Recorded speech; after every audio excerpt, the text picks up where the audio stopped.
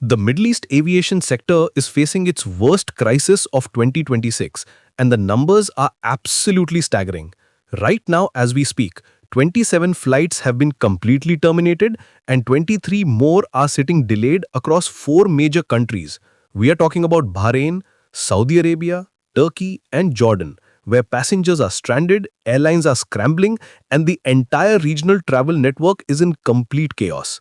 Let me paint you the full picture of what's happening on the ground. Gulf Air, the pride of Bahrain, has been hit particularly hard. Their flagship routes to Singapore and Abu Dhabi have been completely disrupted, with passengers stuck at Bahrain International Airport for hours without clear answers. The airline's usually reliable operations between Bahrain and major Gulf destinations have ground to a halt, leaving business travelers and tourists alike in limbo. But Gulf Air isn't alone in this mess. Saudi Arabia's national carrier, is experiencing what industry experts are calling an operational meltdown.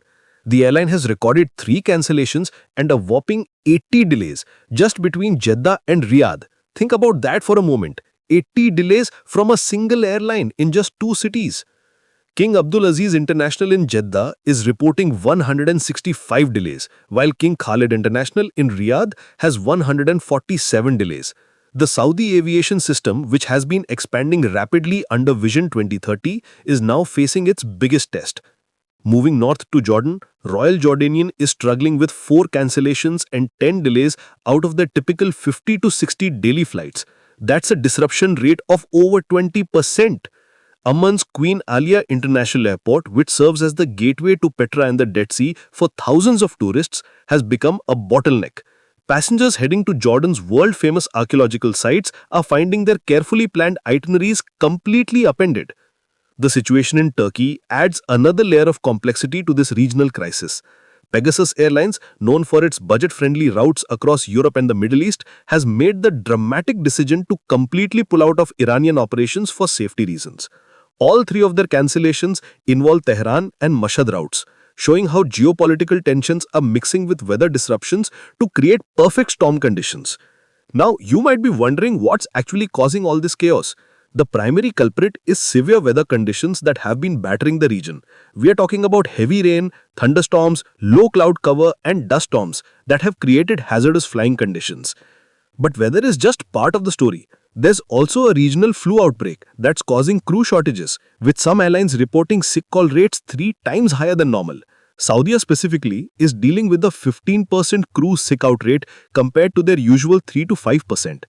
Air traffic congestion at major hubs is making everything worse.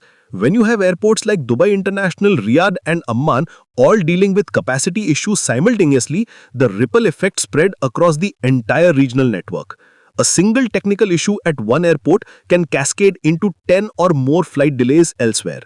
The human cost of these disruptions is enormous. An estimated 75,000 passengers have been affected today alone.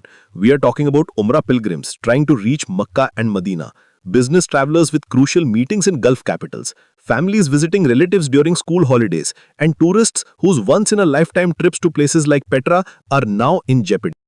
For the tourism industry, this couldn't have come at a worse time.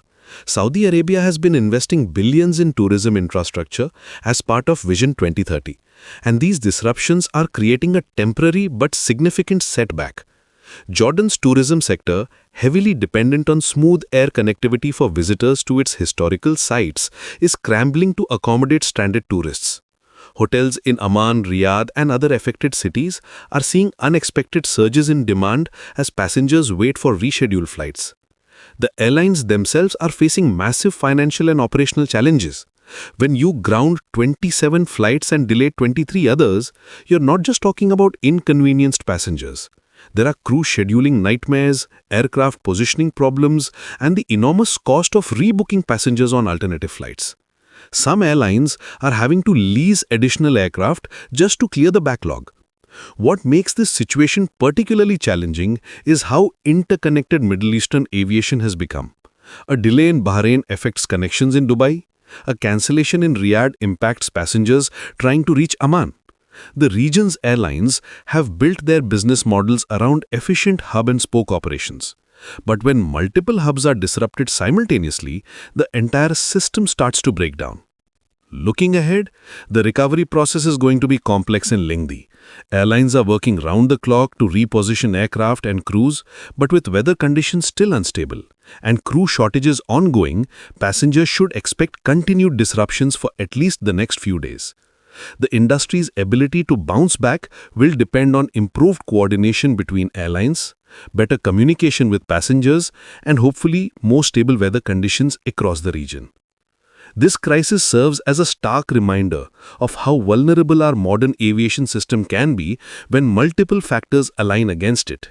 Weather, health issues, geopolitical tensions, and operational challenges have combined to create the perfect storm that's currently gripping the Middle Eastern aviation.